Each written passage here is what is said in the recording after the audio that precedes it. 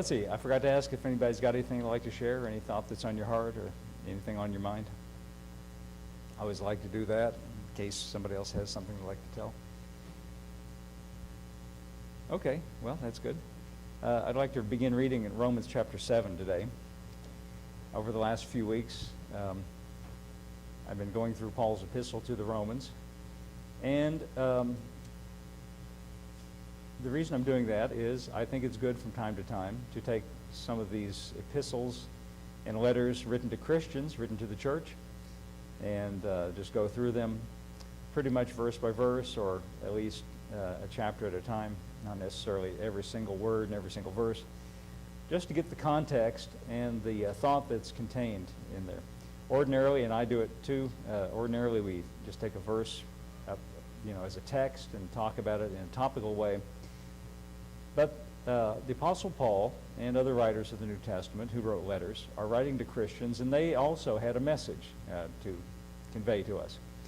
And it reminds me of the question I like to ask sometimes, why do we even bother reading the Bible or studying it? It's not because it's a moral obligation. I think Christians feel that way sometimes, like it's just a duty or a chore or something you're required to do.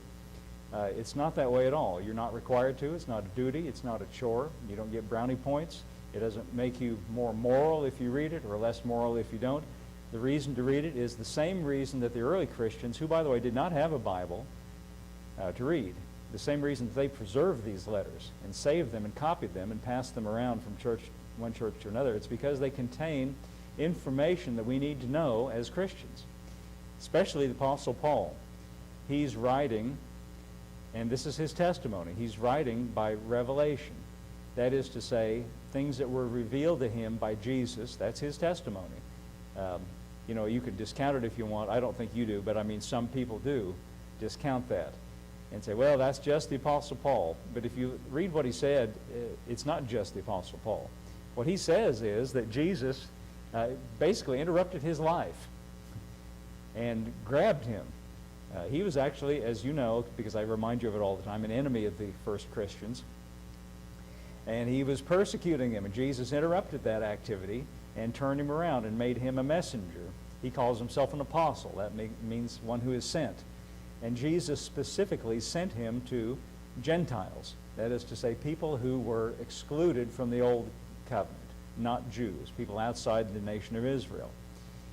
Paul was given information by Jesus to convey to people just like us. That's why it's vitally important that we read and understand what he had to say, because it was sent to us from Jesus through this man, the Apostle Paul, to explain to us. Now, the reason I emphasize that is we all carry around in our minds religious ideas. We carry around a lot of ideas, intuitive ideas. We reason things out. People who've never heard of Christianity, people who live in faraway places. I've been reading a book recently about explorers who went and explored the South Pacific Islands, and they would find these natives living on these islands who basically had no contact with Westerners, or very little. When they find people like that, they find out they have religious ideas. They haven't been acquainted with Christianity, but they have intuitive religious ideas. They have an intuitive idea of a deity or deities or gods, and they have the intuitive notion that they have to do something to placate or make these gods happy, because they basically think the gods maybe, can't really know what they think, might be angry, and so we have to do something to please them or make them happy. And people in the Western world are not any different than people in the South Pacific in that respect. There is this intuitive sense that there's a God, and if there's a God, he's higher than we are, and chances are he might be a little unhappy with us. That's a basic religious intuition that we have. Now, the reason we need to read what the Apostle Paul tells us is he tells us in a straightforward way how things really do stand between us as Christians and this God who's in heaven, the one that most people are desperately afraid of and don't want to have any contact with. And as I say sometimes, when you get around preachers, the thing they most often talk about is they're so disturbed about the fact that more people are sitting at home on a Sunday morning rather than in church. But I understand perfectly well why people are sitting at home instead of coming to church. They're afraid they're going to run into God there, and they're afraid he's mad at them, you see. And so the Apostle Paul has information to convey to us as Christians about God. And basically his revelation boils down to this. God has done something for us already. That's what grace is. Paul's revelation could be put under the heading of grace. Or as we say on this sign behind us, by grace through faith. Faith is our obligation rather than going out and making some kind of a sacrifice, which is the intuitive idea. The message of grace is that God has already made the sacrifice. If a sacrifice needs to be made, he wants you to know that he's already made it on your behalf through Jesus. And so the state of hostility, the state of disruption, the state of anger between heaven and earth is now ended. That's Paul's revelation. You wouldn't know that intuitively. If you didn't read what he has to say, you wouldn't understand that. And I find, in my experience, that a lot of Christians, though they call themselves Christians, and I'm not saying that they aren't, but a lot of Christians still carry around those ideas, that God is basically mad at me if I haven't done everything just exactly right, or if not mad, he's not quite happy. Maybe he's a little put out. And maybe he's just indifferent, not quite favoring me. But you see, the message that Paul is conveying to us is God is love, and he loves us so much that he sent Jesus on our behalf, just like John 3:16 says.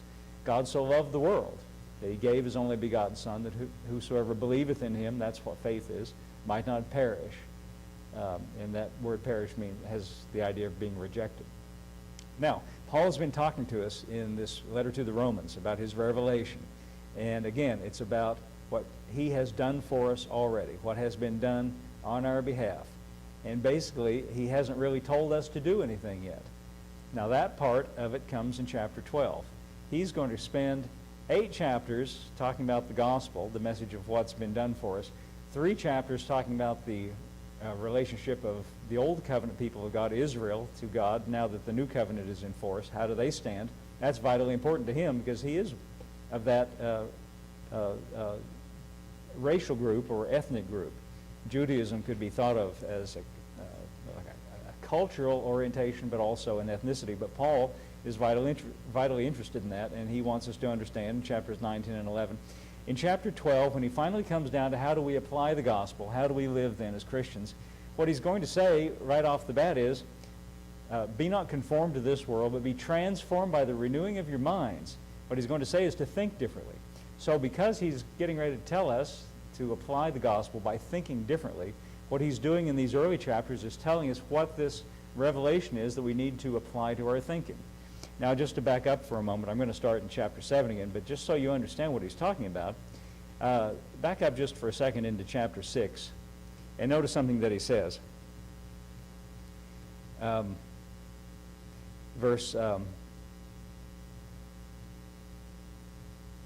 I'm not quite sure. Well, in the beginning of chapter 6, he talks about baptism. And he says baptism symbolizes, let's just begin at the beginning of chapter 6. This is dangerous to start at the beginning because I'm not going to get bogged down, I promise. Paul says in chapter 6, what shall we say then? Shall we continue in sin that grace may abound? In other words, he's talking about an attitude. Should we have that attitude? No, he says, verse 2, God forbid. How shall we that are dead to sin live any longer therein? Now please notice that he says, how shall we, meaning we Christians, who are dead. Did I read that right in the grammar? We are dead. He says we are. Now, if you've been in church very much, especially in certain branches of Christianity, what you'll find is people didn't read that right. And what they thought it said is, how shall we that are trying desperately to get dead, trying to die? He doesn't say trying to get dead. He doesn't say trying to die. He doesn't say die to this and die to that. If you hang around, church circles, you'll hear people saying, oh, I'm trying to die to this. What they mean is some bad habit that they can't seem to get rid of, or something in their life that they know is not right, that they want to eliminate from their life. I'm trying to die to it. Notice, now that sounds very religious, doesn't it? That sounds very holy. But that's not that's why we need to read this, you see. That's why we need to study it, because we get ideas like that. And I'll tell you something. If you think that you're trying to die to something, you're never going to get it done. It's like that story I like to read sometimes, that news story about the guy that tried to crucify himself. You cannot crucify yourself. People sometimes say in church circles, I'm trying to crucify the flesh. You're not supposed to do that, and you can't do that. If you could, you wouldn't need Jesus to have crucified the flesh for you. That's what he's getting ready to tell us here. He says, how how shall we that are? See, he wants to change our thinking and let us know that because you are putting your faith in Jesus, there's already been a death. Now, you think it was his death, but what he wants to tell you is it was your death. You are living a life as a Christian that's not your old life. We are dead. He says, how shall we that are dead to sin live any longer therein? Know you not that so many of us as were baptized into Jesus Christ were baptized into his death? He says, don't you understand that baptism is a symbol of the fact that you, in a real sense, because of what Jesus did by identifying with you on the cross and dying, you are already dead in that sense. Therefore, we're buried with him by baptism into death, that like as Christ was raised up from the dead by the glory of the Father, even so we should walk in newness of life. That's where we are now, walking in newness of life. Verse 5 says, for if we've been planted together in the likeness of his death, we shall also be in the likeness of his resurrection. I believe he means right now. Verse 6, knowing this, that our old man is crucified with him. Notice that's a present tense verb. Is crucified with him.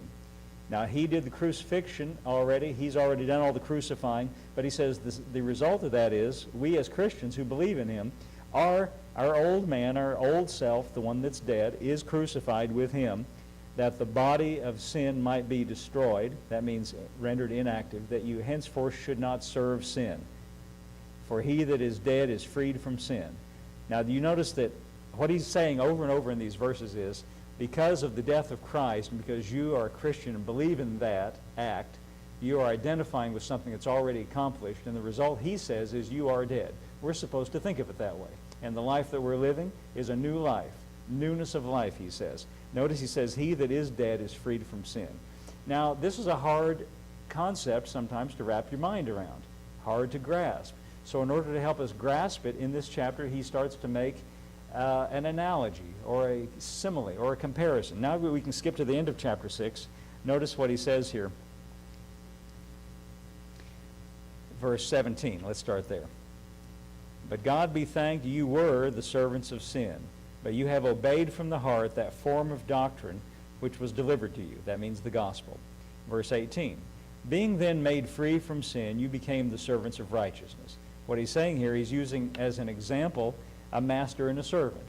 And he's saying, you used to be the servant of one master, but because of a death that has occurred, you're now the servant of a new master. And your new master is, in this case, he says, righteousness. Verse 19, he says, I speak after the manner of men because of the infirmity of your flesh. In other words, I'm using a human example so that you can understand it. That's what he means. For as you have yielded your members servants to uncleanness and iniquity unto iniquity, even so now yield your members servants to righteousness unto holiness. What he's saying here is there's been a death, you have a new master, you have a new life. He's using that as an analogy, you see. Verse 20, when you were servants of sin, you were free from righteousness. What fruit had you then in those things whereof you are now ashamed? The end of those things is now death. But now being made free from sin, in other words, it's a present tense fact, and become servants to God, you have your fruit unto holiness, and the end, everlasting life. Now, he's not telling you to do anything. He's telling you something that is true. Now, Christians that don't understand this, what they basically need to do is to know it and to understand it.